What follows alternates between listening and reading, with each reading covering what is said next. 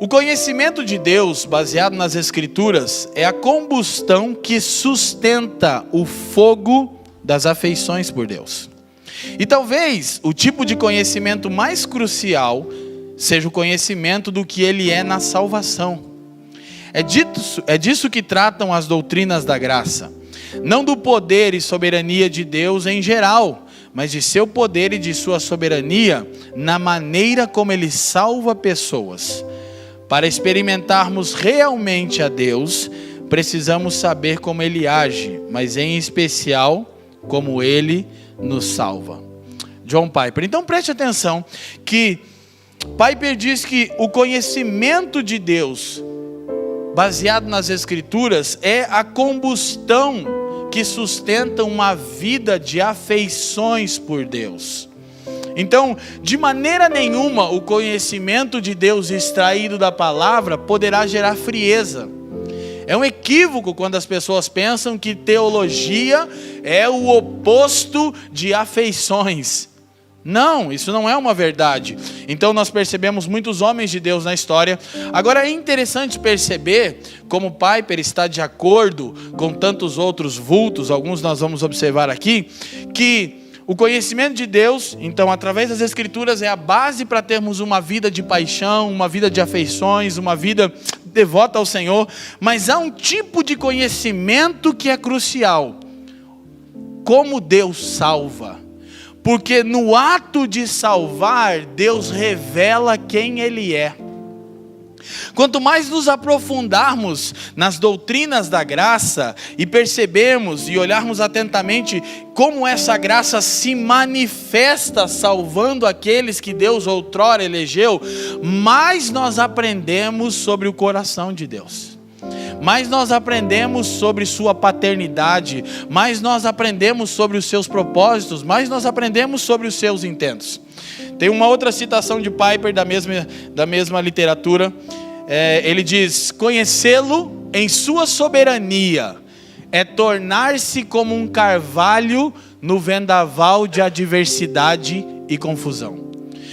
O que nós queremos dizer com isso? O que Piper quer dizer com isso? Que conhecer a Deus na sua soberania é o equivalente a encontrarmos um lugar firme. Porque quando falamos das doutrinas da graça, implícito está que tudo partiu de Deus. Porque é graça. Na verdade, não há nenhum meio de justificarmos a nossa salvação se não crermos que foi uma atitude totalmente livre e intencional que partiu de Deus. E quando nós crescemos no conhecimento da soberania de Deus, foi também pauta da nossa exposição aos Romanos, capítulo 9, capítulo 8, várias coisas que a gente trabalhou, nós encontramos um lugar firme. Nós temos percebido até mesmo aqui na nossa comunidade de fé, e os irmãos que têm nos acompanhado pela internet, quantas pessoas têm me dito o seguinte: Leandro, como eu estou encontrando um lugar mais seguro, à medida que eu aprendo que a salvação é uma obra exclusiva de Deus e que não depende de mim. Porque por muitos anos eu vivi em altos e baixos, porque eu não conhecia o quê? A soberania de Deus. Saber o que Deus faz é equivalente a saber que quem faz é Deus. Portanto, isso é imutável. Esse foi um homem. Olha o que Edwards disse: não devo considerar errado ser chamado calvinista por motivo de distinção, que é tudo o que eu venho falando até aqui. Embora negue qualquer dependência de Calvino, nós também. Amém? Ou que creio nas doutrinas que sustento, porque ele cria nessas mesmas doutrinas e as ensinava. Nós também. E não posso, com justiça, ser acusado de crer em cada doutrina tal como ele ensinou. Nós também. Amém?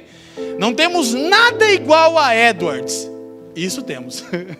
Nossa vida não é 1% do que esse gigante homem de Deus foi. Mas essa é uma coisa que expressa bem o que estamos tentando ensinar para vocês. não cremos nessas doutrinas, porque Calvino cria, não dependemos de Calvino e nem concordamos com ele em tudo. Calvino foi um importante irmão na história da igreja, como Armínio foi, como tantos outros foram, ok? Mas foi um dos homens a quem o Senhor escolheu para elucidar tais verdades. Então, há 2 textos bases para a depravação total, que é o nosso primeiro ponto hoje. Agora nós precisamos entender uma coisa, escute, preste atenção nisso. O Evangelho é uma boa notícia, amém, gente? Amém? É uma boa notícia que começa com uma ofensa terrível.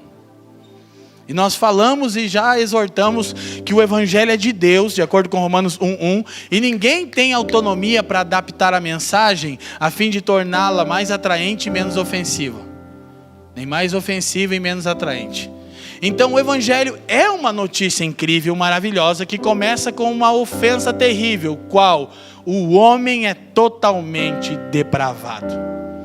E nós não podemos jamais anunciar o Evangelho sem começar com tal verdade, que o homem é radicalmente corrupto, sem Cristo.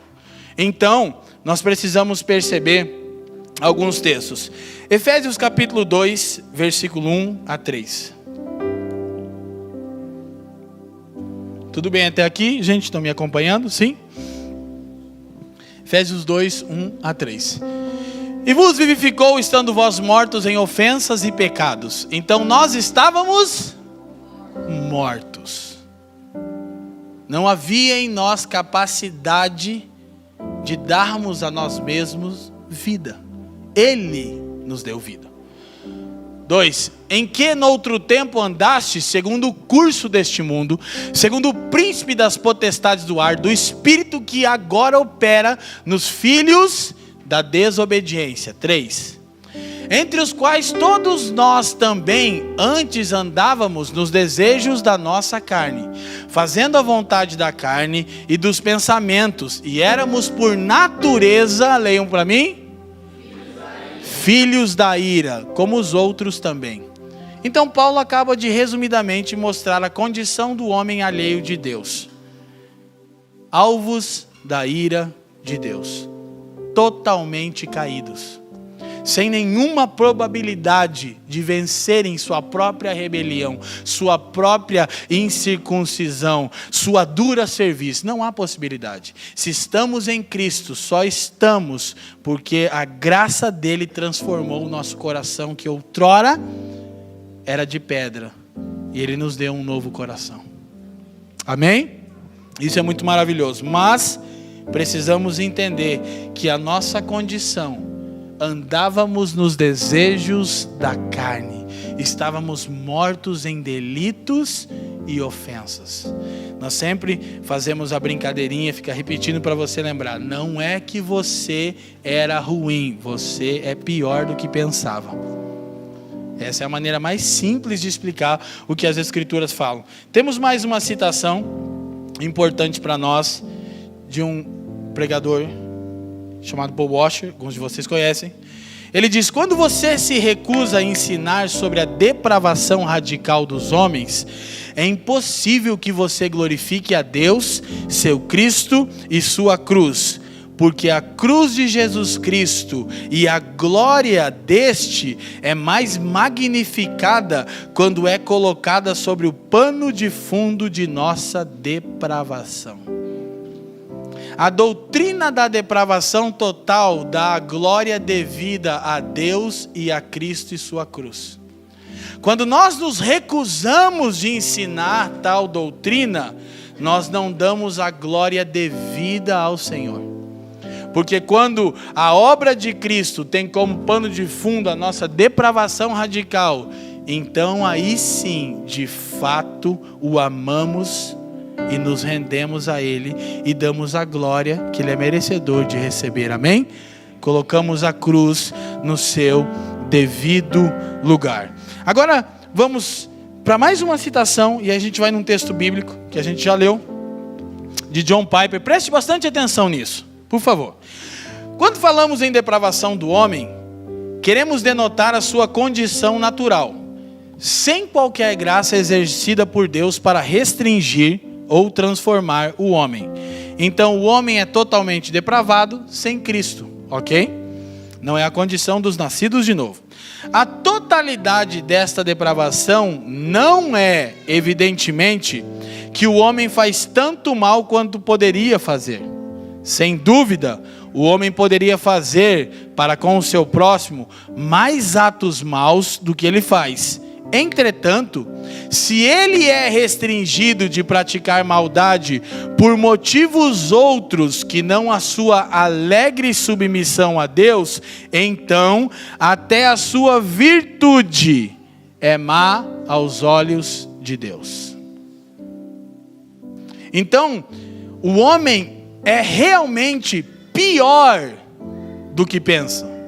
Mas por que ele não pratica a totalidade do mal que ele tem potencial para praticar? Porque ele tem interesses particulares.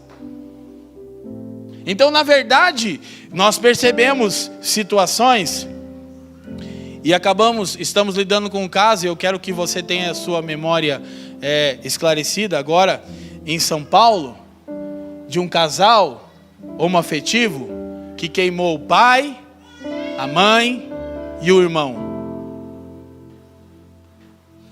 Você entende o que é a capacidade do homem fazer mal? Olha para mim. Como uma filha pode cometer tal ato? Matar seu pai, sua mãe, seu irmão de 15 anos a paulada e queimá-los vivo por interesse. Aí a nossa tendência é dizer, nós não somos tão ruins. É porque a gente tem interesses. Capacidade para fazer mal a gente tem mais do que o mundo pode já ter visto. Deixa eu te explicar uma coisa. O que a depravação total nos ensina. Pense no seguinte exemplo. Um pai, o filho pede para o pai o carro para levar os amigos no basquete à noite. No futebol à noite, digamos aqui. Aí, o pai diz, tudo bem, você pode usar o carro hoje, mas antes você deve lavá-lo. Aí, ok. Passa o dia, no final do dia, o filho que não lavou o carro vai pegando a chave e saindo, e o pai diz, hey, stop, get out of here. O que você está fazendo? Oh, pai, você liberou o carro para mim levar meus amigos no futebol. Não, nós combinamos que você lavaria o carro. Aí ok, aí o filho dá aquela resmungada, porque ele é igual o Benjamin, mas tem medo. Então ele não fala o que pensa, entendeu? E aí ele sai, pum, bate a porta, e o pai vai fazer as coisas dentro da casa. Passa 15 minutos, o pai olha na janela, tá o filho lavando o carro.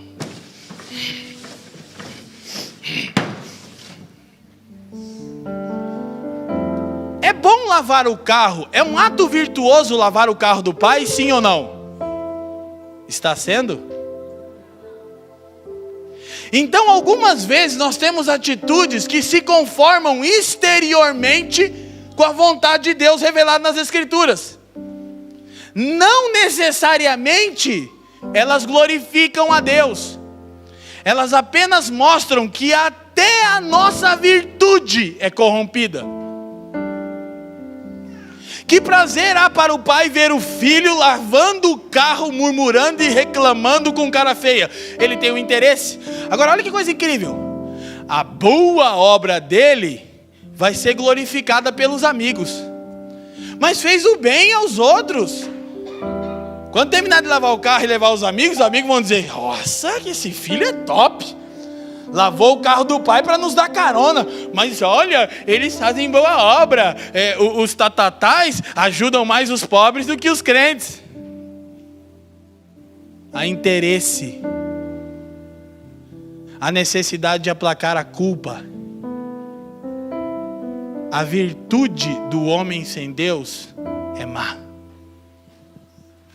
Quem está me entendendo? Faz o bem. Não é isso que a Escritura diz. A Escritura diz que nenhum homem que não tenha sido nascido de novo pode fazer o bem. tudo que ele faz é pecaminoso e tem intenções. Não são fruto, escuta, da sua alegre submissão à vontade de Deus. É porque ele tem interesses. Então, depravação total do homem é depravação radical do homem. Nós precisamos perceber. O que isso quer dizer? Que o pecado atingiu o homem em todas as áreas da sua vida. Ação, razão, emoção e vontade. Tudo foi afetado pelo pecado. Timothy Keller disse: embora nem tudo que fazemos seja inteiramente pecaminoso, nada do que fazemos é completamente intocado pelo pecado. Vou repetir. Embora nem tudo que fazemos é inteiramente pecaminoso, nada do que fazemos é intocado pelo pecado. Sem Cristo, tudo que o homem faz tem pecado, até sua virtude. Ok? Quem está entendendo? Sim? Então nós podemos ir para Romanos capítulo 3, versículos 9 a 18, que é o texto mais importante dessa doutrina da depravação total, para a gente ir caminhando para a nossa conclusão. Nós já observamos isso na série de Romanos. Deixa eu refrescar a memória. Olha só. E essa eu vou só deixar no ar, porque não é deixar no ar, que já está bem explicado em outros vídeos. Mas nós vimos que no capítulo 1 e no capítulo 2, Paulo se esforçou para mostrar que toda a humanidade é culpada. Para quem ele endereça a carta? Olha para mim. Judeus e gregos. Quem lembra disso?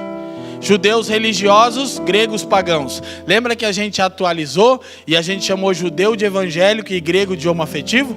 Quem lembra disso? Que a gente fez isso num momento. Por quê? Porque Paulo vai mostrar que o religioso que confia em si mesmo, que era o judeu, que no caso tem muitos evangélicos que acham que merecem sua salvação, que se esforçam por ela e que são mesmo os autores da sua salvação. Eles tendem a ser arrogantes, a confiarem em si mesmo. Ok? Agora escute, nem todo arminiano pensa assim. Não é verdade. Há muitos homens de Deus arminianos que não acham que são os causadores da sua salvação. Mas há muita gente que pensa assim, e aí todo mundo que pensa assim é arminiano. Se é que você entendeu. Mas nem todo arminiano pensa assim. Entendeu?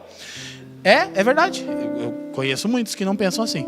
Então, o ponto é o seguinte. Aí depois Paulo vai falar da depravação do homem e vai dizer da troca do uso natural das coisas. Romanos capítulo 1, versículo 18 até o 32.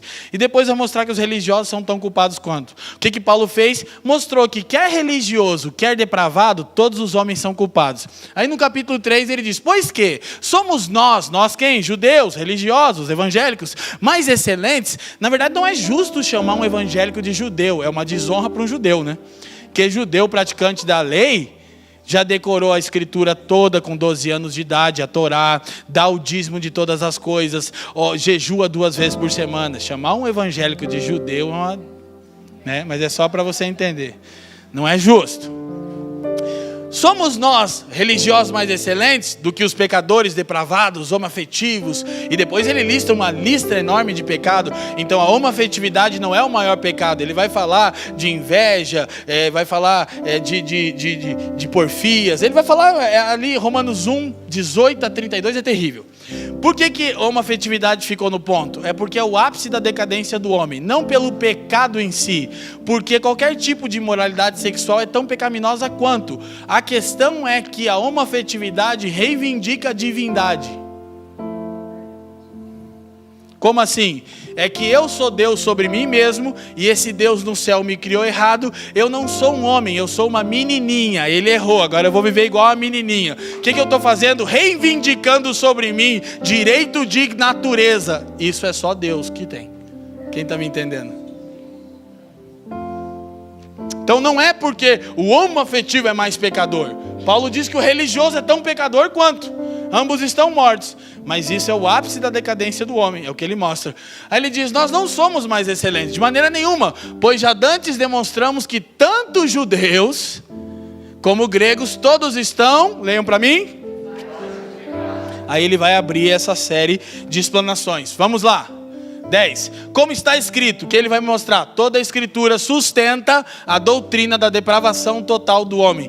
Não há nada de bom no homem. Não restou nenhuma fagulha de Deus no homem caído. Todos pecaram, ele vai concluir, destituídos, longe, fora, separados, estão da glória de Deus. O homem sem Cristo não tem nada de bom. Aí, se entra agora um incrédulo aqui, eu citei um incrédulo entre nós e só pega essa minha parte, ele acha que eu estou dizendo que crente é que é raça boa. Não, porque Paulo acabou de explicar que estávamos na mesma condição. E se confiamos em nós mesmos, em nossa religião, estamos ainda na mesma condição do que um depravado. Quem está entendendo? Então ele segue e diz, não há um justo, nenhum sequer. Vamos para frente. Ele vai fazendo declarações em todos os versículos. Isso é muito importante para nós compreendermos aqui. Então, ninguém é legalmente justo. Depois ele diz, não há ninguém que entenda, preste atenção, ninguém que entenda o quê? A real condição do homem sem Deus. Nossa tendência é pensar, eu não era tão ruim. Não, você era pior do que pensava. Um nascido de novo não pode pensar, eu não era tão ruim assim. Tem gente que tende a pensar, o Leandro era dependente químico. O Leandro desrespeitava a mãe dele. O Leandro gritava com ela. O Leandro saiu da escola. Eu estudei, trabalhei, lavava o carro pro meu pai. Por quê? Porque você tinha medo ou interesse, ou as duas coisas. Porque não restou bondade no homem sem Deus. Não é porque você alegremente entende que a vontade de Deus é que o filho honre os pais, e você então alegremente honrava seu pai. Glória a Deus. Por favor, gente, me ajuda aí, Não há ninguém que entenda. Então, até para isso que eu estou ensinando, a depravação total, a gente precisa que o Espírito faça a sua obra. Qual? Convença o mundo do pecado. Volto a dizer, ninguém aqui está inflando o seu peito, defendendo uma vertente teológica. Não. Nós estamos colocando o homem no seu lugar e Deus no seu lugar. Deus no trono, o homem aos seus pés. É isso que a doutrina da graça ensina. Não resta motivo de vanglória para nós. Ok?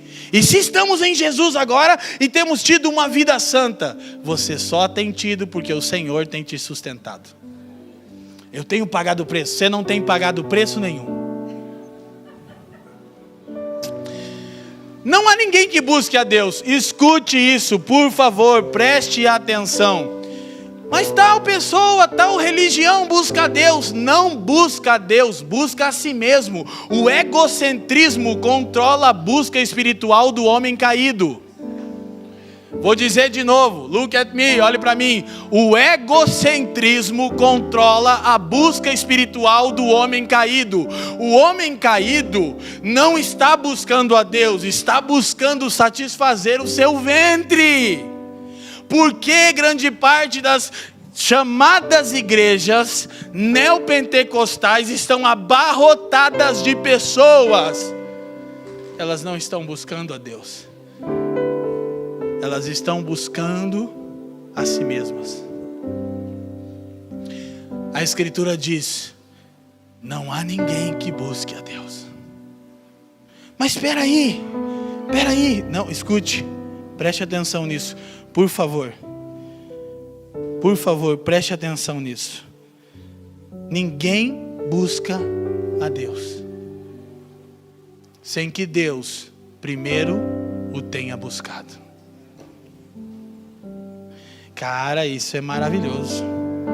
Eu não sei de você, mas isso é maravilhoso. Eu me sinto assim, extremamente amado por Jesus. Ok? Então ninguém entende, mas é porque não quer entender. Já falamos que não é a ignorância que causa a dureza de coração. É a dureza de coração que causa a ignorância. É porque ouvimos o Evangelho e resistimos, então o nosso entendimento, ele acaba por ser obscurecido. Ok?